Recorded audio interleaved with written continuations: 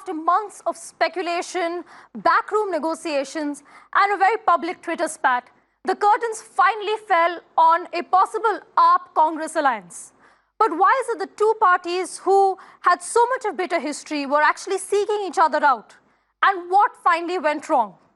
Hello and welcome to Explained. I'm Aarti Subramaniam, and we're going to answer this very intriguing question today. Helping us answer it, of course, is Mirror Now's consulting editor, Vinay Tiwari. Thank you, Aarti. Looking forward to a very intriguing question, as you said. Right. Now, in a very unusual situation, you had the Congress President Rahul Gandhi and the Delhi Chief Minister Arvind Kejriwal engaged in a very public Twitter spat.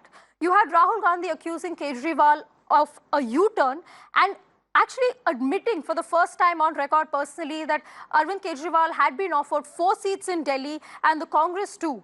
But the alliance wasn't really working out. And Arvind Kejriwal again responded very angrily on Twitter.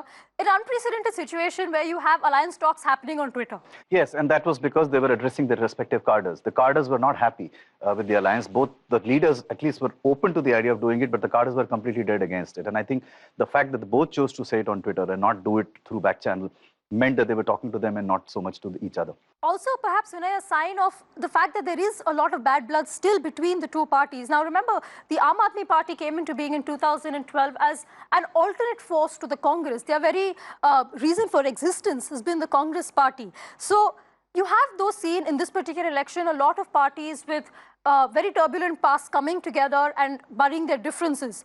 But this is a very significant alliance in that sense, or rather a non-alliance now in that sense. Yes, I mean, look, Delhi politically is not a very significant state. It's a high-profile state. It enjoys greater amount of eyeballs as opposed to the number of seats it has.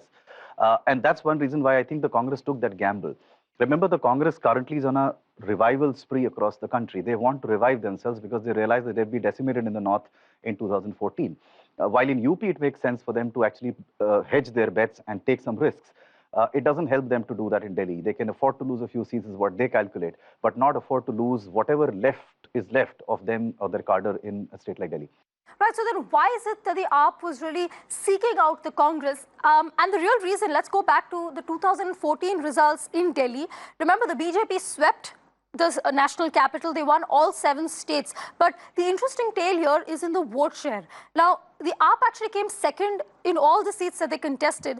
But the vote share, now if you look at the AAP vote share and the Congress vote share, you add that up and it's actually greater than that of the BJP. So they actually fancied their chances together. In fact, they would have won 6 out of the 7 seats had they contested together, at least arithmetically. That's right. And Delhi has always seen a direct contest. It's always been a Congress versus BJP state right from the 90s. You've never had a third party in Delhi. The BSP tried coming into Delhi. It never succeeded. In fact, Delhi is one of those very few states where caste doesn't play as much of a role.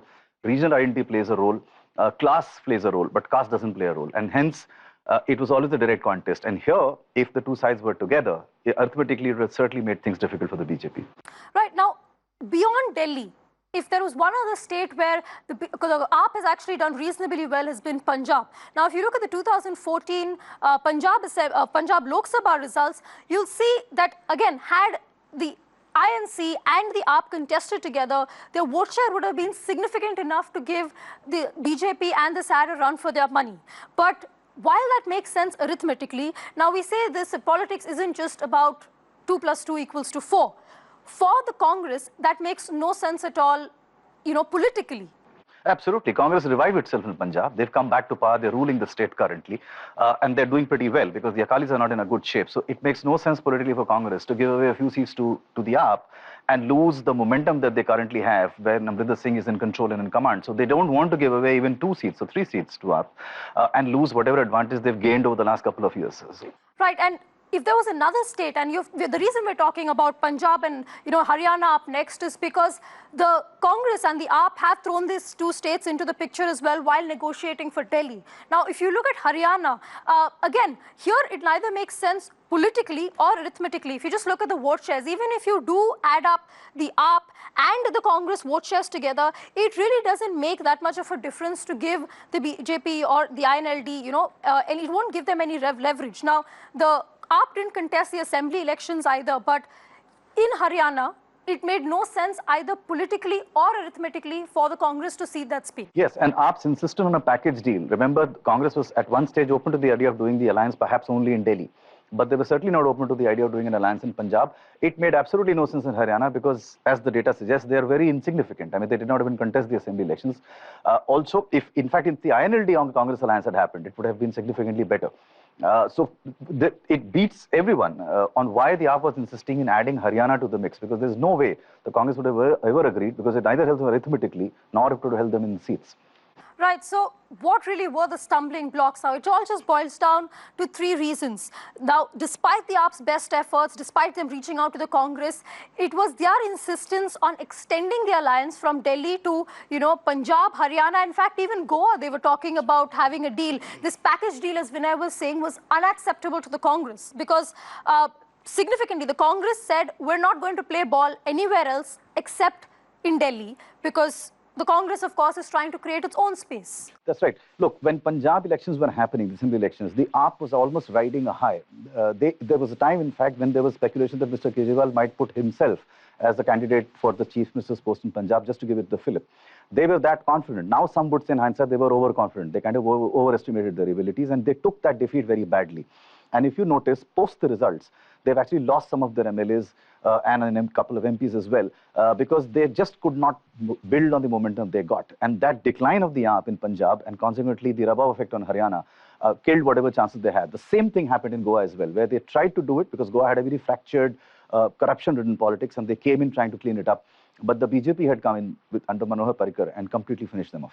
Right, so Vinay, I'm going to put you on the spot and ask you, do you think the AAP then was overplaying its cards? Because coalition is about a bit of give and take. Now, while the Congress was willing to give in Delhi, as far as they drew the line as far as the other states were concerned. Well, AAP, to me, in politics has been singularly responsible for killing hope. And the reason being that in 2014, they came on a plank which promised a very different kind of politics.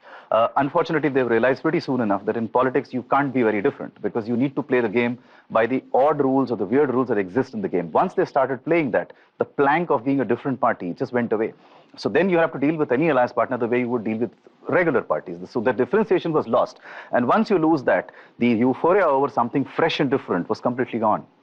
Well, absolutely. Now, politics makes for strange bedfellows, and this particular election itself, you've seen a number of parties that have had bitter rivalries in the past come together and bury their differences. But will the Congress actually rue its decision to not extend its alliance to the other states as the AAP had demanded? We'll find out on May 23rd.